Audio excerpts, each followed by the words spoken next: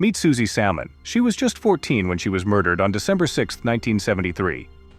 Susie is in the mall with her family, and they look at different toys. She is staring at a boy while pretending to read a magazine.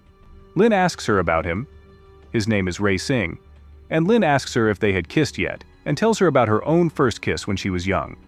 This was before the time people were worried about their kids, before the news was dominated by them, so it was a carefree world. But Susie was not safe. A man from her block was watching her, while she sat at a table looking at Ray. Susie remembers taking his photo while her parents were talking about the flowers from his garden. George was making sketches for a trap. He was going to build it underground in a cornfield.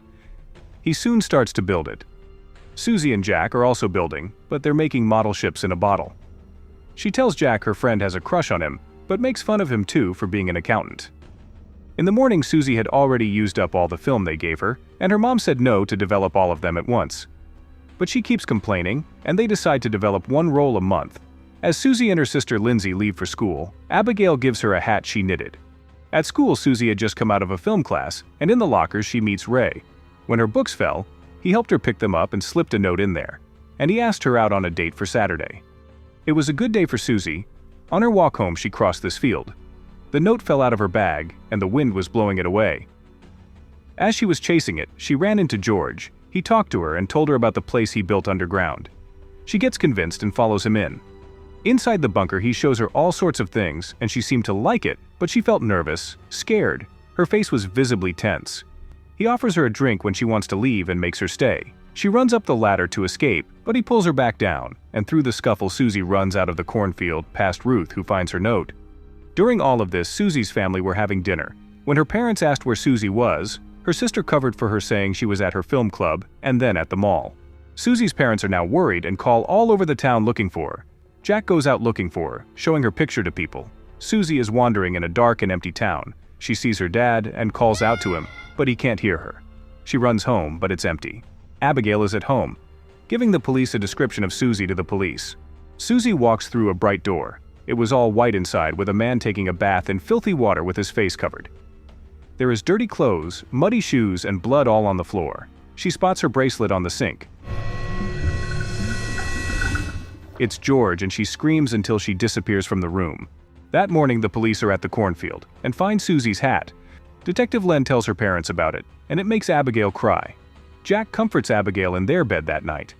George burns some clothes and cleans up his bathroom, making it spotless. The police knock on his door, and he stutters around to make himself look normal.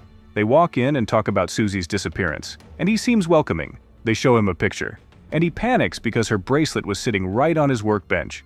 The police looked around George's house, and he slowly gets the bracelet out of the view of the police when they look at his dollhouses.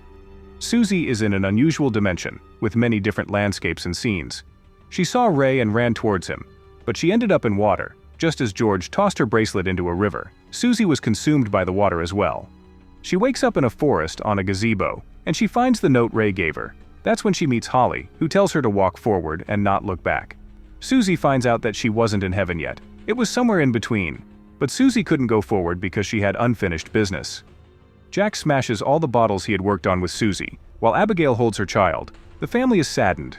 Quickly in between, if you're enjoying this frightening story so far, why not subscribe to our channel and stay updated with more recaps like this? Holly tells Susie that she needs to let go, but Susie refuses and insists on needing to go home.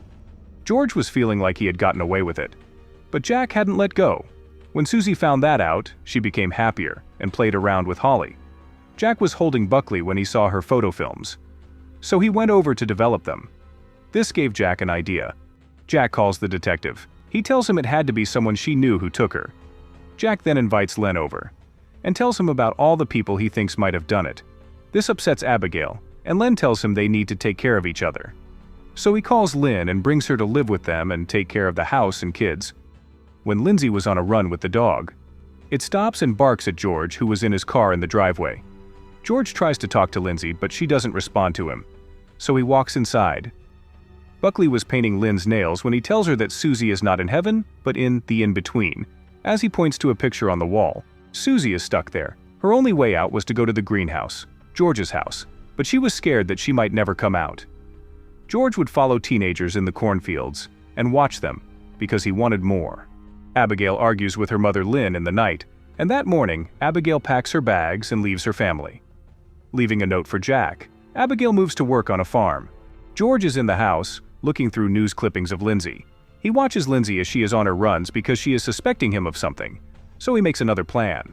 Jack got the last roll of film developed and saw George in one of the photos. And he had a thought while he was working that it might be George. George is working on his new thing, carrying branches out of his garage. Jack catches him getting startled by something. He helps George and talks to him about the thing he was building. George lied and said it was for hunting ducks. Jack saw the flowers. Then knew it was George who killed his daughter. That's when George asks him to leave. But Jack chases him down and breaks his door, accusing him. Len tells Jack to stop, but Lindsay comes to his support, but Jack seems to agree with Len. But that night he takes the bat over to George's house. Jack sees him going out into the night, so he follows him into the cornfield. But Jack runs into the teenagers that George was following, and the boy beats up Jack badly. This brings down the safe place that was around Susie. Jack was in the hospital with Lindsay. This showed Susie that Jack loved her this much, and she is the one that needed to let him go. This is when she walks into the house she dreaded. Susie followed a light in the house, and that's when she discovered it. George has done this before. She found them all. Sophie Sacchetti in 1960, Jackie Meyer 1967, Leah Fox 1969, Lana Johnson 1960, Flora Hernandez 1963, Denise Liang 1971, who also goes by Molly, and finally Susie Salmon 1973, whose body was in the safe. Lynn and Lindsay are driving past George's house as he stares out the window. George is preparing his tools to go out again. Lindsay was on a run with a group of people when she spotted George leaving in his car. She pretends to feel tired and the others run off. That's when she sneaks to the back of George's house. She quietly breaks the glass window of the basement and climbs in. Lindsay looks around the living room, finding news clippings all over. George is coming back now. Lindsay goes back upstairs, still looking. She finds a loose floorboard, and in it she finds the notebook with the plans he drew up for the traps. But George is back now. He opens the door. He goes to the basement and sees the broken window. Then he hears Lindsay upstairs. When she closes the lid, George runs up the stairs. Lindsay jumps out the window and falls heavily, but she escapes with the notebook in her hands. George panics. He starts to collect everything. When Lindsay gets home looking for her dad, she finds her mom is back. Jack comes down the stairs and sees Abigail. They hug. Lindsay shows the notebook to Lynn. Immediately, the police are at George's house looking for him, but he has taken the safe with Susie's body in it to the farm with the sinkhole and pays the farmer. Susie is in the field again and she meets Flora there, who introduces her to all the other victims of George. She hugs and greets them all. They all are going to heaven together, but there is something holding back Susie. She went into the body of Ruth to feel being kissed by Ray just once. George dumps the safe with Susie's body in it into the sinkhole and drives away. Susie is at peace. She talks about the connections that had been made along the way because of her death. At a diner parking lot, a young girl is smoking. George comes up to her and offers her a ride. She says no, but he tries to convince her to take it. He didn't notice, but he was standing close to a ledge. He slips, falling down the cliff to his death. Abigail finally opens Susie's room. Susie was waiting for this moment. This was it, all that she needed. That's how today's recap comes to an end. I hope you enjoyed the video. Click the suggested video. I'm sure you will like it. See you in the next one.